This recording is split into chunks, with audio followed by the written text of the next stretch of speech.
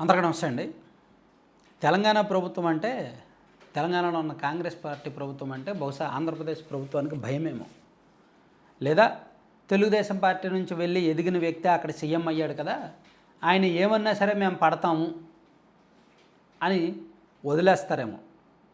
అంటే మనకున్న సిగ్గు లజ్జ అంతా కూడా ఆయనకు తాకట్టు పెట్టేశారేమో బహుశా. కానీ అలా పెట్టాల్సిన అవసరం లేదు.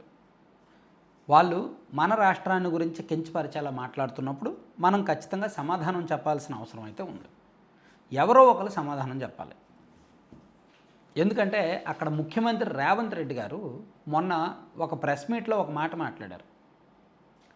వైజాగ్ చాలా చిన్న సిటీ, జూబ్లీ హిల్స్ నుంచి మాదాపూర్కి వెళ్ళేంత ఉంటుంది వైజాగ్ మొత్తం కలిపితే అన్నారు. ఇదే మాట ఆంధ్రప్రదేశ్ రాజకీయ నాయకుడు ఎవరైనా మాట్లాడితే ఈ పాటి హైదరాబాద్లో గొడవ చేసేవాళ్ళు. ఆంధ్ర వాళ్ళు అటువంటి వాళ్ళు ఇటువంటి వాళ్ళు అని చెప్పి చాలా దారుణంగా కించపరిచేలా మాట్లాడేవాళ్ళు. కానీ తెలంగాణలో ఒక సీఎం స్థాయి వ్యక్తి ఆంధ్రప్రదేశ్లో ఒక అత్యుత్తమ నగరం గురించి అలా మాట్లాడితే ఆంధ్రప్రదేశ్లో ఏ ఒక్క అధికార పార్టీ నాయకుడు మంత్రి కనీసం మాట్లాడలేదు, సమాధానం చెప్పడం లేదు. సిగ్గుతో తలదించుకోవాలి. తెలుసా? సరే వాళ్ళు చెప్పకపోతలేదు, నేను చెప్పాలిగా. ఆయన ఏమన్నాడంటే, అంటే చాలా హీనంగా మాట్లాడాడు వైజాగ్ గురించి. హైదరాబాద్లో జూబ్లీ హిల్స్ నుంచి మాదాపూర్ ఎంత ఉంటుందండి? గట్టిగా 5-6 కిలోమీటర్లు ఉంటుంది అంతేగా. కాకపోతే సాయంత్రం పూటలు ట్రాఫిక్ ఎక్కువ ఉంటుంది కాబట్టి 1 గంట పడుతుంది జర్నీ. గట్టిగా ఉండేది 4-5 కిలోమీటర్లు, అంతకన్నా ఎక్కువ ఉండదు. జూబ్లీ హిల్స్ చెక్ పోస్ట్ నుంచి మాదాపూర్ వరకు అంతే ఉంటుంది. మెట్రోలో అయితే 1.5 మినిట్ జర్నీ. సాయంత్రం పూటల ఆన్ రోడ్డు అయితే 40 నిమిషాలు 45 నిమిషాలు పడుతుంది బికాజ్ ఆఫ్ ట్రాఫిక్. అదే మిట్ట మధ్యాహ్నం పూటలు అయితే 15 నిమిషాలు. కానీ వైజాగ్ సిటీ ఈ చివరి నుంచి ఆ చివరికి దాటాలంటే 2 గంటలు పడుతుంది తెలుసా. అంతెందుకు రేవంత్ రెడ్డి గారికి తెలుసో లేదో, హైదరాబాద్ మొత్తం భౌగోళిక స్వరూపం విస్తీర్ణం 650 చదరపు కిలోమీటర్లు. గూగుల్ జెమినీలో చూసినా, చాట్ జీపీటీలో చూసినా, మ్యాప్లో చూసినా, ఎక్కడ చూసినా వీలైతే రేవంత్ రెడ్డి గారు సంబంధించిన స్టాఫ్ ఎవరైనా ఉంటే ఆయనకు చూపించండి. హైదరాబాద్ మొత్తం విస్తీర్ణం, జీహెచ్ఎంసీ మొత్తం విస్తీర్ణం 650 చదరపు కిలోమీటర్లు. కానీ జీవీఎంసీ గ్రేటర్ విశాఖపట్నం మొత్తం విస్తీర్ణం 681 చదరపు కిలోమీటర్లు. అంటే విస్తీర్ణంలో హైదరాబాద్ కంటే విశాఖపట్నం పెద్దది. హైదరాబాద్ కంటే విశాఖపట్నమే విస్తీర్ణంలో పెద్దది.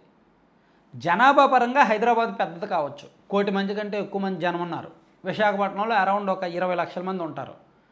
హైదరాబాద్లో 1 కోటి మంది కంటే ఎక్కువ మంది ఉన్నారు. కానీ వాళ్ళందరూ అక్కడోళ్ళు కాదుగా. విశాఖపట్నంలో ఉన్నవాళ్ళు 90% మంది అక్కడోళ్ళే, లోకల్ వాళ్ళే. కానీ హైదరాబాద్లో ఉన్నవాళ్ళు 70% మంది అక్కడోళ్ళు కాదు, బయట నుంచి వలస వెళ్ళిన వాళ్ళు. సో బయట వాళ్ళ ద్వారా బతుకుతుంది హైదరాబాద్. హైదరాబాద్కి అంత రెవెన్యూ వస్తుందంటే ఎలా వస్తుంది? అక్కడ పెట్టుబడులు పెట్టింది బయట వాళ్ళు, అక్కడ వ్యాపారాలు చేస్తున్నది బయట రాష్ట్రం వాళ్ళు, అక్కడ ఉంటున్నది బయట రాష్ట్రం వాళ్ళు. అండ్ ఇంకో విషయం ఏంటంటే, ఈ రెండింటిని కంపేర్ చేస్తే హైదరాబాద్లో ఓకే, ఐటీ పరంగా, ఫార్మా పరంగా, మ్యానుఫ్యాక్చరింగ్ పరంగా, ఇండస్ట్రీ పరంగా హైదరాబాద్ సూపర్ సక్సెస్, తిరుగులేదు. సో అక్కడ హైదరాబాద్లో ఎవరు వెళ్ళినా బతికేయచ్చు. అపర కోటీశ్వరుడు బతికేయచ్చు, నిరుపేద కూడా హైదరాబాద్లో బతికేయచ్చు. హైదరాబాదు ఎలా బతకాలో నేర్పిస్తుంది. ఆ విషయంలో హైదరాబాద్కు తిరుగులేదు. కానీ దానికే గొప్ప ఉంటుందిగా. ఉద్యోగాలు, వ్యాపారం, ఐటీ, స్టార్టప్ల విషయంలో హైదరాబాద్ గొప్ప కావచ్చు.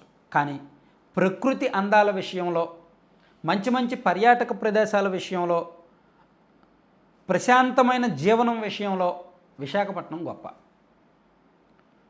విశాఖపట్నమే బాగుంటుంది. అండ్ విద్యా వైద్యం విషయంలో హైదరాబాద్ గొప్ప కావచ్చు, అంతర్జాతీయ గుర్తింపు హైదరాబాద్కు ఉండొచ్చు కాక. కానీ ఇప్పుడు విశాఖపట్నానికి గూగుల్ డేటా సెంటర్ వచ్చింది. ఎందుకు వచ్చింది? అండ్ విశాఖపట్నం పక్కనే ఒక 30 కిలోమీటర్ల అవతల ఆర్సిలార్మిత్తల్ అని పెద్ద స్టీల్ ప్లాంట్ రాబోతోంది. ఎందుకు రాబోతోంది? అండ్ విశాఖపట్నం చుట్టుపక్కల రాబోయే 5 ఏళ్లలో సుమారుగా 6 లక్షల కోట్ల పెట్టుబడులు రాబోతున్నాయి. ఎందుకు రాబోతున్నాయి అంటే, అసలు ఆయన ఎంత సింపుల్గా అన్నాడంటే, జూబ్లీ హిల్స్ నుంచి మాదాపూర్ అని తెలిసి అన్నాడో తెలియకన్నాడో, దీన్ని కించపరచాలని అన్నాడో తెలియదు, కానీ ఆయన అలా అనడం మాత్రం తప్పే. అసలు ఏ క్వశ్చన్ హైదరాబాద్ ప్రత్యేకతలు హైదరాబాద్కు ఉన్నాయి, వైజాగ్ ప్రత్యేకతలు వైజాగ్కు ఉన్నాయి. కానీ హైదరాబాద్ కంటే వైజాగ్ పెద్దది, విస్తీర్ణం పరంగా చాలా పెద్దది. ఆయనకు తెలియదేమో. వీలైతే ఈ చివర ఆనందపురం నుంచి ఆ చివర ఆగనంపూడి వరకు లేదా అనకాపల్లి వరకు ఒకసారి రేవంత్ రెడ్డి గారిని కారులో తిప్పండి. ఎటువంటి ఎస్కాట్ లేకుండా, ఎటువంటి ప్రోటోకాల్ లేకుండా, ఏది సీఎం గారు వస్తున్నారు తప్పుకోండి, ట్రాఫిక్ జామ్ చేయొద్దు, రోడ్డు క్లియరెన్స్ లేకుండా జస్ట్ ఆయనకు వెళ్ళమని చెప్పండి. అప్పుడు ఆయనకు తెలుస్తుంది అక్కడున్న ట్రాఫిక్ ఏంటి, అక్కడున్న నగరం, విశాఖపట్నం నగరం ఎంత పెద్దది అనేది తెలుస్తుంది. నగరాన్ని దాటడానికి ఎంత టైం పడుతుందని, ఎన్ని కిలోమీటర్ల విస్తీర్ణం అనేది. సో అందుకే అంటే నేను ఎందుకు ఇవన్నీ మాట్లాడుతున్నానంటే, ఒక సీఎం హోదాలో ఆయన మాట్లాడకూడదు, ఒక వేరే నగరాన్ని వేరే ప్రాంతాన్ని కించపరిచేలా మాట్లాడకూడదు. ఇదే గనక ఆంధ్రప్రదేశ్కి సంబంధించిన ఏ ప్రజాప్రతినిధి అయినా హైదరాబాద్ను ఉద్దేశించో, వరంగల్ను ఉద్దేశించో, కరీంనగర్ను ఉద్దేశించో ఏమైనా మాట్లాడితే వాళ్ళు అసలు ఊరుకుంటారా చెప్పండి? చాలా దారుణంగా, నీచంగా మాట్లాడతారు ఈ వ్యక్తుల గురించి. కానీ ఆంధ్రప్రదేశ్లో ఎవడూ మాట్లాడట్లేదు, ఏ రాజకీయ నాయకుడు మాట్లాడట్లేదు. అసలు మన అమరావతి శాఖ మంత్రి గారు ఉన్నారు, నారాయణ గారు, ఆయనకేమైంది? ఆయన చెప్పాలిగా మన వైజాగ్ ప్రత్యేకతలు ఏంటో. రేవంత్ రెడ్డి గారు, మీరు మా దగ్గర నుంచే వెళ్ళారు, మీకు వైజాగ్ గురించి తెలియదా? రండి, మిమ్మల్ని నేను వైజాగ్లో తిప్పుతాను, వైజాగ్ నగరం మొత్తం మీరు నేను తిరుగుదాం, రండి, హైదరాబాద్ వైజాగ్ కంపేర్ చేద్దాం. సో హైదరాబాద్ ఖచ్చితంగా గొప్పదే, చారిత్రాత్మక నగరం, రాజులు, నిజాం రాజులు పరిపాలించిన నగరం, ఖచ్చితంగా గొప్పదే. దేశవ్యాప్తంగా ఎవరు వచ్చినా అక్కడ బతకొచ్చు. దేశంలో ఉన్న అద్భుతమైన నగరాల్లో హైదరాబాద్ ఒకటి, ఎవరైనా బతికేయచ్చు. కానీ విస్తీర్ణం పరంగా విశాఖపట్నం పెద్దది. అండ్ ఇప్పుడు పెట్టుబడులు ఎక్కువగా, దేశవ్యాప్తంగా ఎక్కువ పెట్టుబడులను ఆకర్షిస్తున్న నగరం విశాఖపట్నం. అంతెందుకండి, ఋషికొండ ప్యాలెస్ చూడండి, వచ్చి జగన్మోహన్ రెడ్డి గారు కట్టిన ప్యాలెస్ ఎంత బాగుంటుందో. సరే, ఎనీవే రేవంత్ రెడ్డి గారికి తెలుసో తెలీదో అలా మాట్లాడాడు. ఇది. Thank you.